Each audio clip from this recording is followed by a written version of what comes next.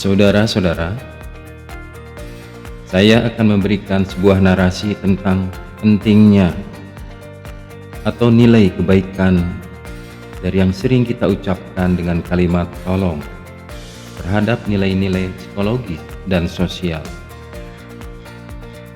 Saudara-saudara, ucapan yang diawali dengan kalimat tolong seringkali kita asosiasikan dengan permintaan bantuan atau pertolongan dalam situasi tertentu. Meskipun sederhana, ucapan ini sebenarnya memiliki nilai kebaikan yang sangat signifikan terhadap aspek psikologis dan sosial, baik bagi yang memiliki atau bagi yang meminta maupun yang dimintai bantuan. Di dalam konteks psikologis, ucapan ini dapat mempengaruhi emosi, harga diri, dan kesejahteraan mental. Dari sisi sosial, ucapan tersebut mampu mempererat hubungan antar individu, mendukung norma kebersamaan, dan memperkuat komunitas. Untuk menggambarkan nilai-nilai ini secara mendalam, berikut saya akan coba memberikan sebuah narasi panjang yang mengilustrasikan bagaimana ucapan tolong dapat membawa kebaikan di dalam kehidupan kita sehari-hari. Ada sebuah narasi yaitu tentang keajaiban kata tolong di sebuah desa yang kita kenal dengan desa Lembah Hijau. Di sebuah desa kecil bernama Lembah Hijau yang terletak di kaki gunung dengan pemandangan sawah yang membentang luas, hiduplah seorang wanita tua bernama Ibu Siti. Rumahnya terbuat dari kayu sederhana dengan atap genting yang sudah mulai rapuh. Ibu Siti adalah seorang janda yang telah kehilangan suaminya bertahun-tahun lalu. Anak-anaknya telah merantau ke kota besar untuk mencari kehidupan yang lebih baik, meninggalkannya sendirian di desa. Meskipun usianya sudah lanjut, Ibu Siti dikenal sebagai sosok yang mandiri dan penuh semangat. Ia sering terlihat menyapu halaman, merawat tanaman sayur di kebun kecil, atau menjemur pakaian di bawah sinar matahari pagi. Namun, suatu malam, hujan deras mengguyur lembah hijau tersebut tanpa henti. Angin kencang menyertai hujan membuat genting-genting tua di atap rumah Ibu Siti tersebut bergoyang dan beberapa di antaranya terjatuh atau terlepas.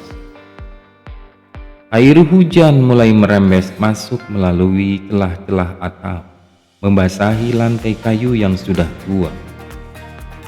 Tetesan air terdengar di seluruh rumah dan Ibu Siti hanya bisa duduk di sudut ruangan sampai memandangi ember-ember yang ia letakkan untuk menampung air.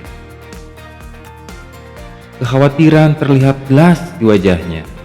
Ia tahu bahwa ia tidak mampu memperbaiki atap sendirian. Tetapi rasa enggan untuk meminta bantuan kepada orang lain membuatnya ragu. Di dalam hatinya, aku tidak ingin merepotkan tetangga.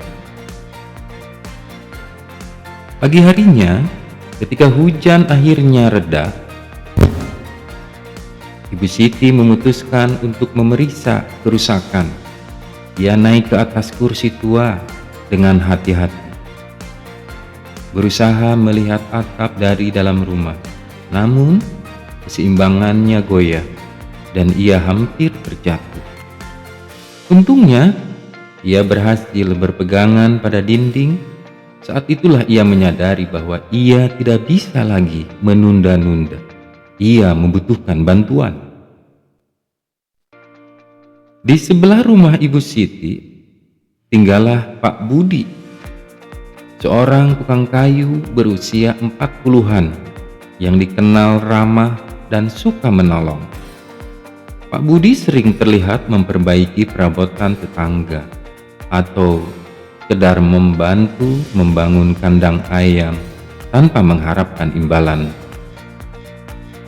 Ibu Siti mengenalnya sebagai sosok yang dapat diandalkan, tetapi ia tetap merasa sungkan.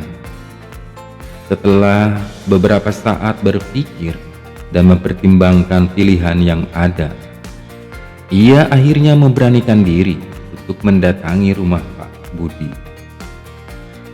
Dengan langkah pelan, Ibu Siti mengetuk pintu kayu rumah tetangganya itu. "Assalamualaikum Pak Budi," sapanya dengan suara sedikit gemetar. "Waalaikumsalam Ibu Siti, ada apa pagi-pagi begini?" jawab Pak Budi sambil membuka pintu. Ia mengenakan kaos sederhana dan terlihat baru saja selesai sarapan. Ibu Siti menarik napas dalam-dalam, mencoba mengumpulkan keberanian. "Tolong Pak Budi, bisakah Bapak membantu saya memperbaiki atap rumah? Semalam hujan deras dan atap saya bocor, dan keadaannya cukup parah bocornya. Saya tidak tahu harus berbuat apa lagi." Pak Budi tersenyum hangat, seolah-olah permintaan itu adalah hal yang biasa baginya. "Tentu saja, Ibu Siti, jangan khawatir. Saya akan bantu. Mari kita lihat dulu keadaannya." Mereka berdua berjalan menuju rumah Ibu Siti. Pak Budi membawa kotak peralatan kayunya yang sudah usang tetapi penuh dengan alat-alat yang terawat baik. Sampainya di sana, ia memeriksa atap dari luar dan dalam, mencatat genting mana yang perlu diganti dan bagian mana yang perlu diperkuat. "Ini tidak terlalu parah, Bu. Saya bisa perbaiki hari ini juga," kata Pak Budi dengan nada optimis. Sementara Pak Budi bekerja, Ibu Siti masuk ke dapur untuk menyiapkan segelas teh hangat dan beberapa kue tradisional yang ia buat sendiri.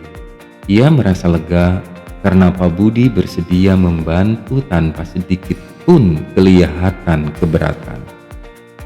Setelah beberapa saat, ia membawa nampan kecil ke halaman tempat Pak Budi sedang memaku genteng baru.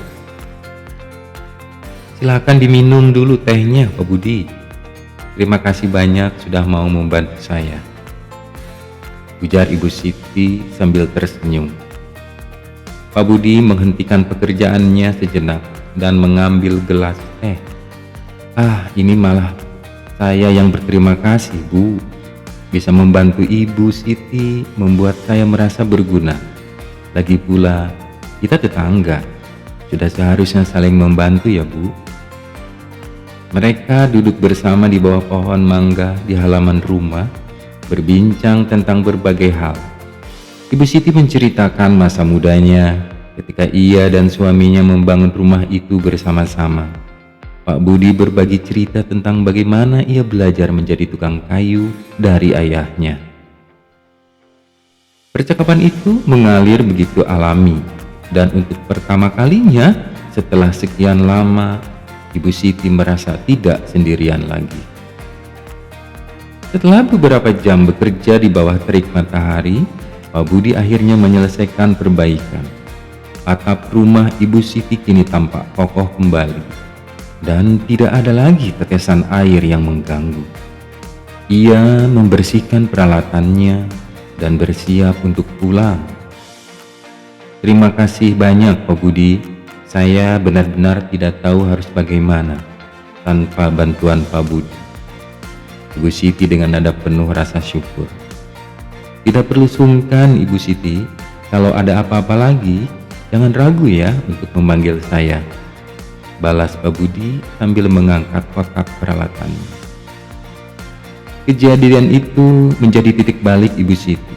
Ia mulai menyadari bahwa meminta bantuan bukanlah tanda kelemahan, melainkan bentuk keberanian dan kepercayaan kepada orang lain. Sejak saat itu, ia tidak lagi ragu untuk mengucapkan tolong ketika ia membutuhkan sesuatu. Ia juga menjadi lebih terbuka dengan tetangga-tetangganya, sering mengunjungi Pak Budi untuk sekedar mengobrol atau membawakan sayuran dari kebunnya sebagai tanda terima kasih. Beberapa minggu kemudian, kabar tentang bantuan Pak Budi kepada Ibu Siti menyebar di desa. Hal ini menginspirasi warga lain untuk lebih saling membantu. Misalnya, ketika Pak Joko, seorang petani, kesulitan mengangkut hasil panennya karena kereta sapinya rusak, ia tidak ragu untuk berkata kepada tetangganya, "Tolong Pak Slamet, bisakah Bapak membantu saya memperbaiki kereta ini?" Pak Slamet yang kebetulan pandai mengelas dengan senang hati membantu, dan mereka menyelesaikan pekerjaan itu bersama-sama sambil tertawa dan berbagi ceria. Di lain kesempatan, dikenal yang namanya Mbak Sari, seorang ibu muda yang baru pindah ke desa, merasa kewalahan mengurus anak-anaknya saat suaminya pergi bekerja. Ia memberanikan diri untuk mengetuk pintu rumah Ibu RT, tetangga sekaligus ketua RT di desa itu. "Tolong Bu RT, bisakah Ibu menjaga anak-anak saya sebentar? Saya harus ke pasar Bu, tapi tidak ada yang menjaga mereka." Bu RT yang memang dikenal sebagai ibu penyayang, langsung mengangguk dan mengajak anak-anak Mbak Sari bermain di rumahnya. Sejak itu, Mbak Sari dan Bu RT menjadi sahabat dekat, sering saling berkunjung dan berbagi tugas rumah tangga. Perlahan-lahan budaya saling membantu ini menyebar ke seluruh penjuru lembah hijau tersebut. Ketika musim kemarau tiba dan sumur-sumur mulai kering, warga desa berkumpul untuk membuat saluran air bersama. Mereka saling berkata, "Tolong," satu sama lain, "tolong ambilkan cangkul, tolong bantu angkat batu ini." Dan pekerjaan yang awalnya tampak berat menjadi ringan karena dilakukan bersama. Desa yang tadinya hanya sekumpulan rumah-rumah terpisah, kini terasa seperti satu keluarga besar. Baik, kita akan analisis mengenai nilai-nilai sosial dari narasi tersebut. Dari sisi sosial, ucapan tolong memiliki kekuatan untuk mempererat hubungan antar individu dan membentuk komunitas yang solid. Di dalam kasus Ibu Siti dan Pak Budi, permintaan bantuan menjadi awal dari hubungan tetangga yang lebih erat. Mereka tidak lagi hanya saling menyapa di jalan, tetapi menjadi teman yang saling peduli. Ini adalah contoh nyata bagaimana tolong dan memperkuat ikatan sosial. Selain itu, ucapan ini mendukung norma timbal balik yang sudah lama ada di dalam banyak budaya, termasuk di negara kita Indonesia. Ketika Ibu Siti meminta bantuan, ia membuka peluang bagi Pak Budi untuk membalas kebaikan di masa depan. Meskipun di dalam cerita ini bagaikan atau kebaikan itu sudah terwujud di dalam bentuk teh hangat dan kue, norma ini terus berlanjut.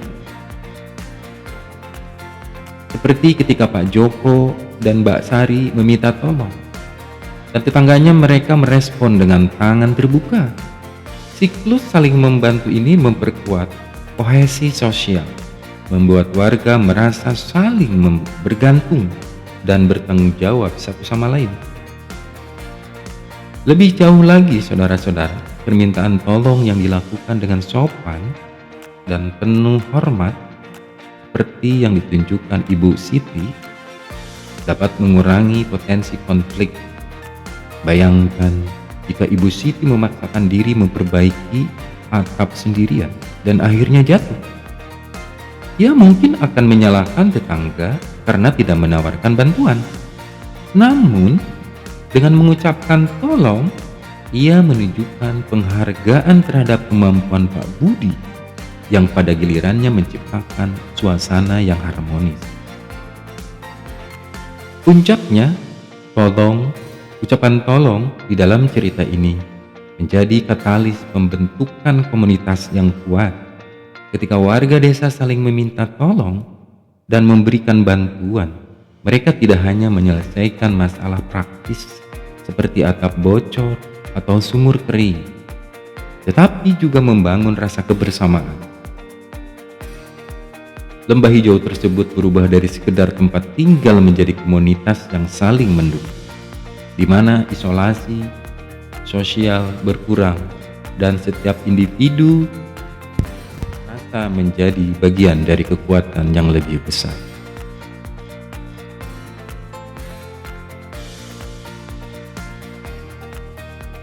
Demikian pentingnya narasi ini, dan kita bisa ambil hikmah dari narasi tersebut.